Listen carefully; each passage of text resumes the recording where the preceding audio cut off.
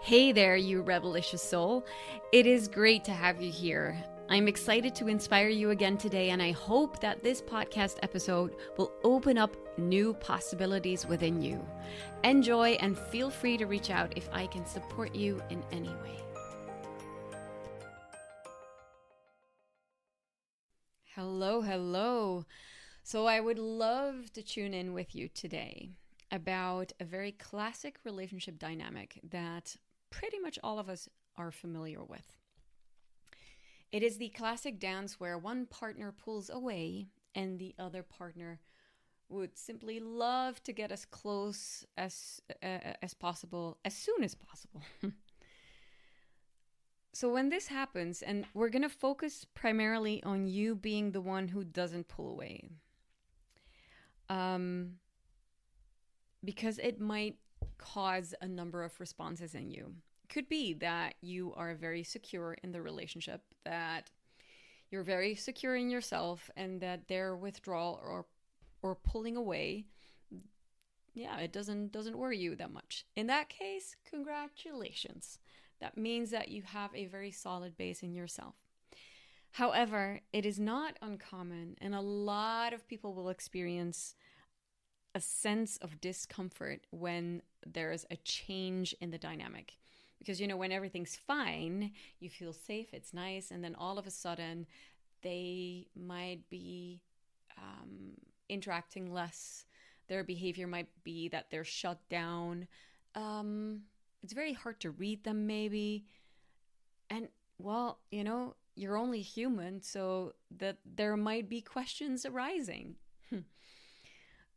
If you feel something stirring within yourself and you're becoming restless and a little bit of fear is coming up, then let me take you through a number of good things to remind yourself of,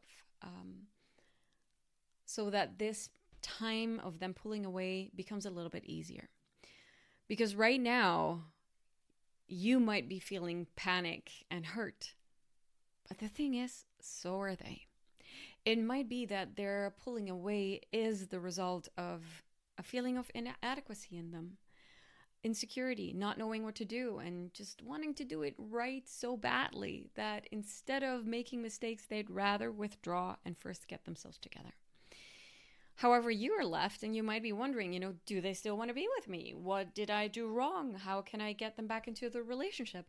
Especially if there was no apparent cause between the two of you, if there was no apparent rupture and they're pulling away anyway, then you might, you're basically left with a lot of questions like, what's happening? And for a moment, it might even seem as if the relationship and you cease to exist for a little bit. And that could be just a few hours or a day or a few days, maybe even longer. And all of your questions and all of your fears are valid. They're there. I understand. I really do. However, before you make a move, what may help you is to get a little bit of more understanding what might be happening for them and for you, obviously. The thing is, withdrawal is a reaction to a feeling of stress. And when we are in a stressful situation, and that could be external, it could be that it has nothing to do with you. It could have to do with work, with their kids, if they're not yours, for example. It could be a number of things. In any case, stress causes a spark of unsafety in the system. Their nervous system is reacting to, whatever external thing is going on. Most likely, it doesn't have anything to do with you. It's just that they have learned over time that to regulate themselves, to cope, actually it's a coping mechanism, to cope with their overwhelm or their stress, they need to withdraw and, find a safe space. It might be that your system would do this very differently. You might, for example, want to talk with a friend more. You might actually be the one to reach out. You might lash out in anger even if you're in unsafety. Maybe you are trying to please others when there's a sense of unsafety in your system, because when you please them, they might come back. You might need more closeness. But the thing is, that's how you might react to stress or unsafety. And there are people who need a timeout. It really all depends on, how you grew up, what experiences you had in your childhood, how your parents modeled this for you. We are all conditioned, aren't we? When your partner withdraws, what they're basically saying is, I feel unsafe. And I don't know any other way but to retreat into safety with myself. I need to have some space alone. Please just let me be for a bit. That's what they're saying. It might just be that they don't know the words at that point, and this is something that they will need to learn. Often when someone is withdrawing, communication becomes very difficult. They might even feel stuck, it's as if their throat is blocked. So, we can judge it all we want. But the question is, can we also feel empathy for it? Now, what's interesting is that relationship counselor John Gray, and you might have heard from him. He's the author of, the books about Venus and Mars. I love the theory to some extent. I love it. There are some great,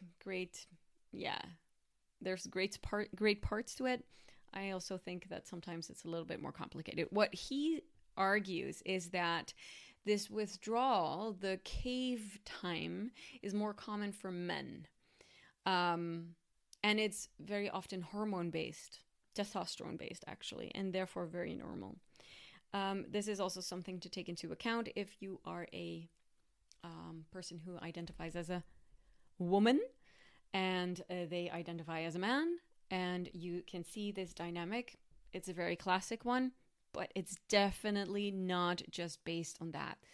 I also know of cases where it's the other way around, so I don't think it's that gender related. It is also that our attachment style plays a role. If we have more of an avoidant attachment style, then we withdraw. And that attachment style is either a reaction to what happened in our past, because, for example, our parents were quite boundaryless. They were too intrusive. And as a result, we have learned, someone who withdraws has learned to put up walls because otherwise they would be intruded too much. Or, and that's the other way, is that they simply didn't have any other example. Their parents may have been very withdrawn, so then they're modeling the behavior. I believe that really plays a role, apart from, I just didn't want to take away that that fact or that, interesting part that it might be a hormone thing as well. Anyway, let's move on. When this happens, understandably, this does something to your system. So you can understand all that's going on for them because, their nervous system has been programmed in a certain way. They are trying to protect themselves. They're trying to regulate themselves and get themselves back into safety. The thing is, when they are in that state, connection is not on the top of their mind. It isn't. But this will do something to you as well. Your system. You might notice a restlessness in your chest or maybe in your throat. You might feel it in your body that you feel that you need to repair. You want the closeness as soon as possible. You might have a very strong inkling to help. That might be one of them, like, yeah, but I can help you. I can support you. Why don't you talk about it? The thing is, they're not ready for that. And the question is, where does your inkling, your wanting, your strong need to help, is that really selfless, or is it actually covering up your own need to be needed? And this is interesting for you to look at. Like, why do I crave this closeness now? What is that actually telling me? You might also be thinking a lot, being in your head and thinking that you know a better way, that you have the answers, that you can see exactly what's going on. Basically putting yourself a little bit above the situation where you think you have all the overview and you know so well. Or perhaps one of your ways is that you're sending a lot of messages to tell them all about what it's doing to you and how you're feeling unseen and how you're feeling unhappy, basically complaining even more, making them withdraw even more. Or you're working your ass off, pleasing, trying to be as loving and supportive as possible to pull them back in. And that means those are all signs that your nervous system is also not in a very good place right now, or that you're actually activated, because your nervous system is reacting as well. You might feel afraid, you might feel anxious, with a very strong need to be close. And now, don't get me wrong, there's nothing wrong with wanting closeness, with needing connection and needing to communicate. Those are very basic needs in our relationship. However, when there's this restlessness, when it comes from a place of anxiousness and restlessness, that's not the healthy place to come from. And then it becomes a dance of two triggered systems with opposite needs. Your partner may need to regulate themselves by having distance, and you just want to feel close and regulate together. It's co-regulation. So the question then arises, what need receives more priority over the other? It's a very interesting one, because I'm asked that question quite often. I've been asking that question myself a lot of times too, because it's a dynamic that my partner and I can be in as well.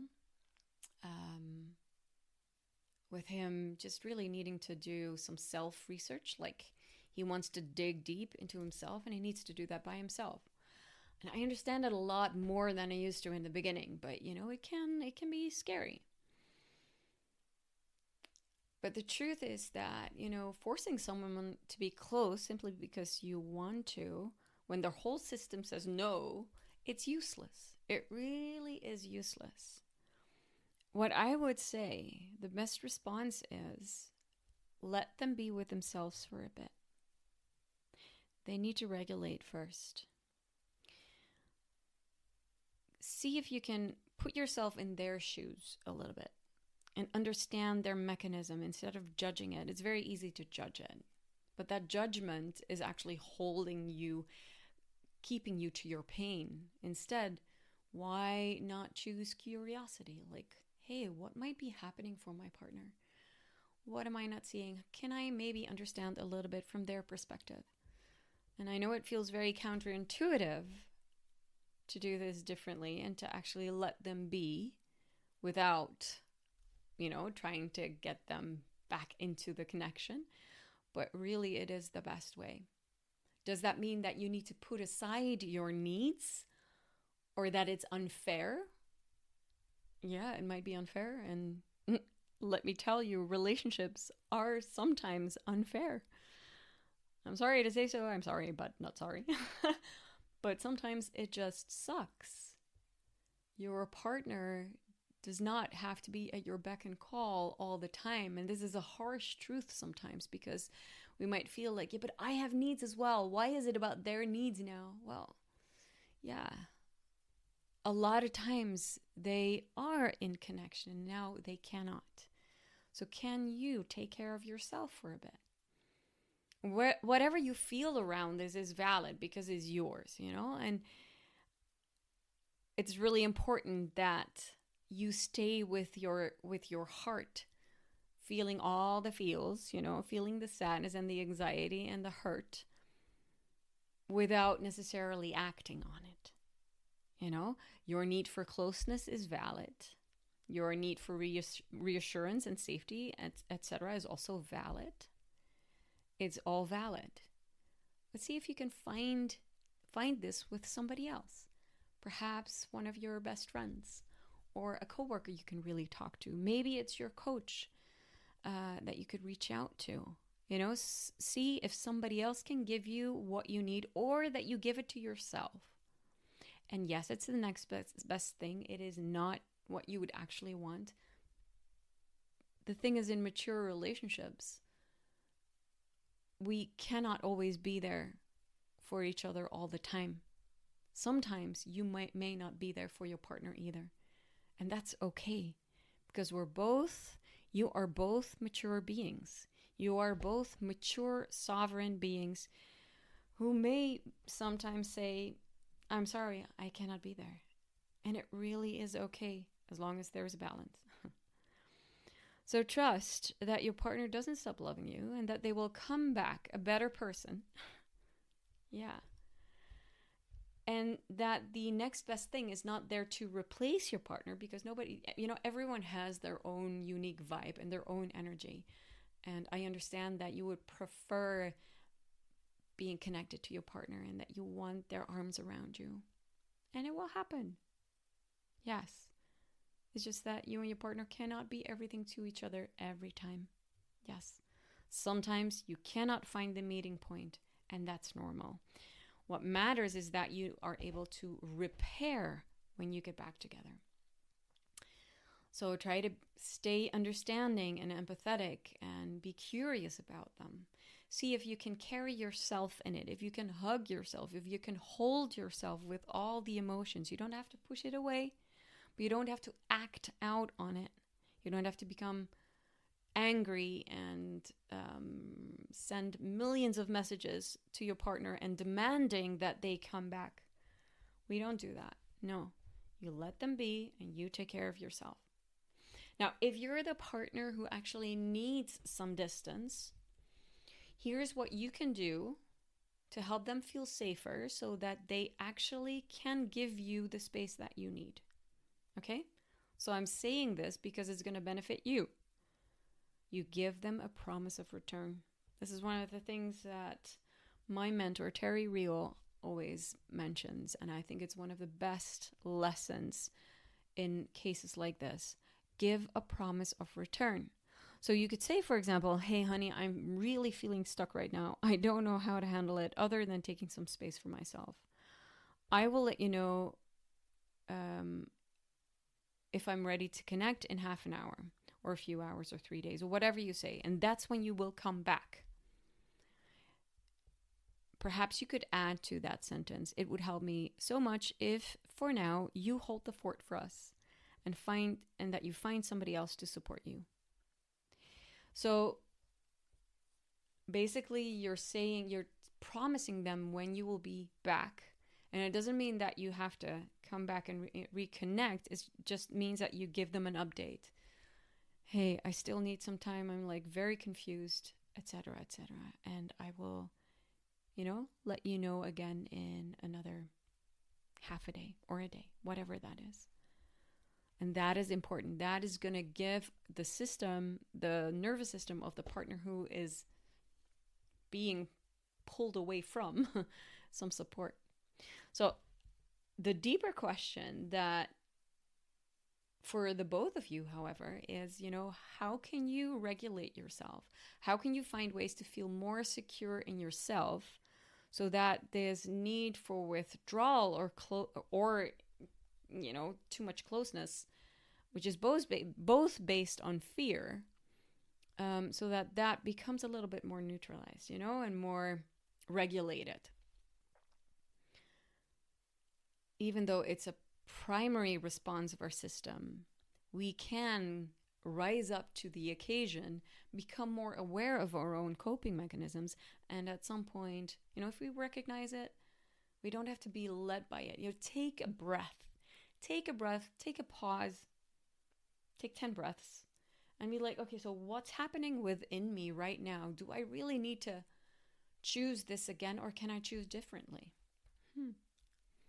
Now, I'm not saying that any of these mechanisms are something to be judged. I'm saying that, it's possible to learn new ways to shorten the time of withdrawal or communicate about it in a safe way, or to carry yourself in a different way, to find a different way of regulating, What you can learn this way is responsible distancing. Distancing is part of any healthy relationship. You're not joined to the hip the whole time. You have your own need for space. Everyone does, because otherwise you get too enmeshed, which is not very healthy either. But you want to take that distance in a responsible way, so not withdrawing without any communication and just, backing away, but communicating when you will be back, being clear. You both deserve a sense of safety within and also in the relationship. The great thing is that, through building a healthier relationship with yourself, you can actually enhance the relationship with each other. I hope this helps. Have a wonderful day. Thank you so much for listening. It's been my absolute pleasure to share this with you again. I really hope that you enjoyed this episode, and if you're hungry for more, please check out my website, michellekoops.com, and subscribe to my newsletter, in which I share so much value every single week. Have a magical day. Stay raw, stay real, stay revelicious.